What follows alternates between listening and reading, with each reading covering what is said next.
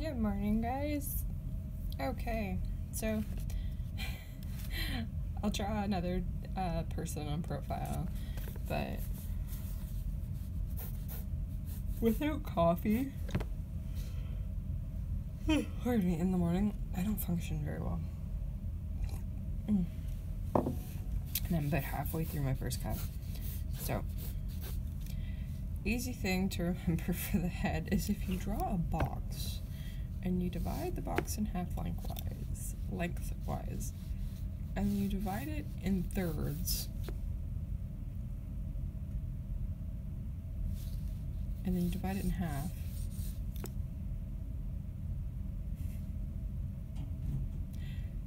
sounds insane, just bear with me, alright?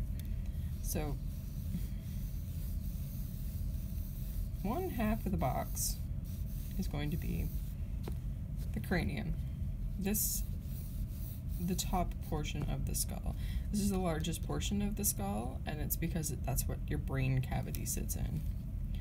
Okay, from the center line, you're going to go down to the next third, and you're going to run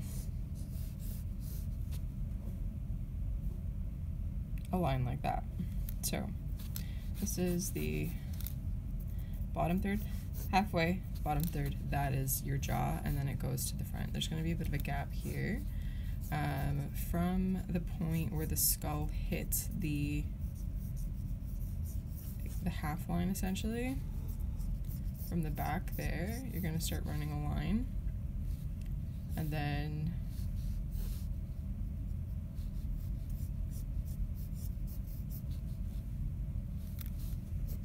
you'll run a line back. And what that gives you sets your neck. That's a really good way to break down the head if you're having a shit ton of trouble. It works really well on the halfway view. Then, if you want, you just draw a spine.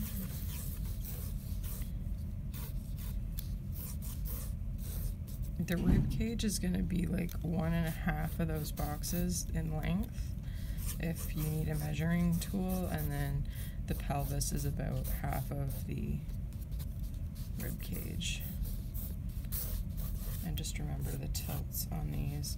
Okay, so the rib cage, if we threw a box down here and divided it into thirds again, yeah. So about 1/6 of this rib cage down from the top of it, head of the neck here, that's where your arm's going to start. That's where your arm socket's going to be. So you're going to have a shoulder blade here, and you're going to have the clavicle bone here. And the clavicle is what gives you that pit of the neck area that I keep talking about, and I've never actually said that. So yeah, that's what gives that little pit of the neck, which is where a bunch of muscles attach on the neck, which is going to be in a video that I'm doing later today, or will be posted at 9:30. I don't know when this one's going up. Anyway, so from this line, you draw a line to about the bottom of the rib cage, and that is the length of your upper arm, and then you take that measurement, and that is the length of your lower arm, and then the hand is about, in general terms, about 1/2 the length. Yeah, it's about 1/2 the length of the arm. So the lower arm bone portion will be 1/2 the length to get the right size for your hand. A lot of people will use the size of the face. Sometimes the hands get a little bit too big, because if you draw heads off proportion, it's going to look skewed. If you use a measurement like off the arm, then you're going to have a little bit more of a solid foundation. So, back muscles and arm muscles. You can do this with blocks. It looks a lot nicer. Sorry, there's so many lines going on right now. The best way to observe like what the muscles are doing and stuff, like, okay, the deltoid comes about halfway down the arm, like the upper arm, sorry, and then the muscle comes around. But where the delta is also going to be about your pec line. So that'll be the bottom of the pec as well. And then the nipple is usually on a 45-degree angle from the clavicle. That's usually face on, so whatever half of 45 is. Sorry. Okay, so what was I talking about? Okay, pictures. Get good photo reference of people with their shirts off. Especially males, if you want to know the anatomy on males. You can find all kinds of photography with men with very nice muscle definition in different poses and stuff. So use that to your advantage, and just really study what the muscles are doing and how they look and the shape of them. If you could print out a picture, like a reference picture, and then just kind of like get a colored pencil and trace out what the muscles, like the mass shapes of the muscles. Don't go into all the nitty-gritty detail, because sometimes people will have like all these lines, which is all the muscle fiber. Just look at the mass shape of what it is. I'll have to do one for you guys as an example, but if you look at what the mass shape is and you start understanding the shape relationships of the forms, it'll just break down the figure a lot easier for you. Anyway, alright, so building up here, gluteus maximus on hill.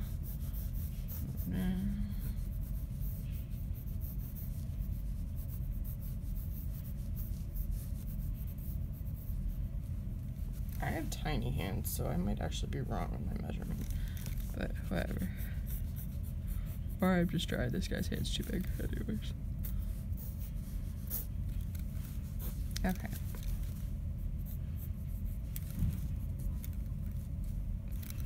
I have all these lines on here and none of them do anything. So from this portion, halfway, and then that, and that, which will be that, because that's where that attaches.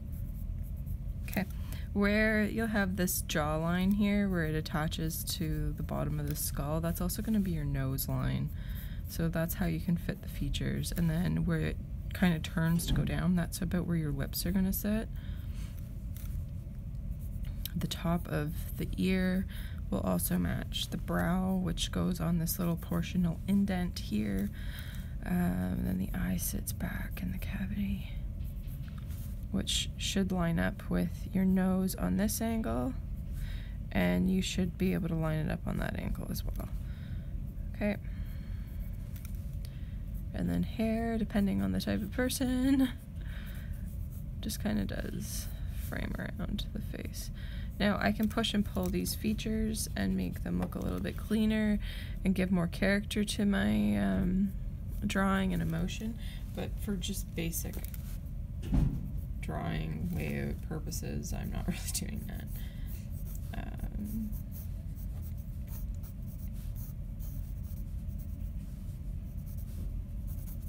And the back of the hair usually will taper down on a male with shorter hair. If you got longer hair, it's going to cover it anyways. The taper point will usually be at the jawline right here. It'll vary for different people, but just giving you a basic idea of where to throw that, because the body is, you have to use the points on the body to your advantage. If it's a solid anatomical point, start measuring off of it.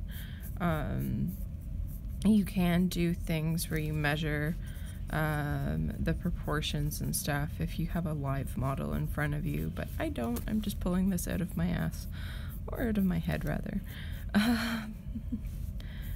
And I go into the neck muscles later today, so I'll let you guys watch that video.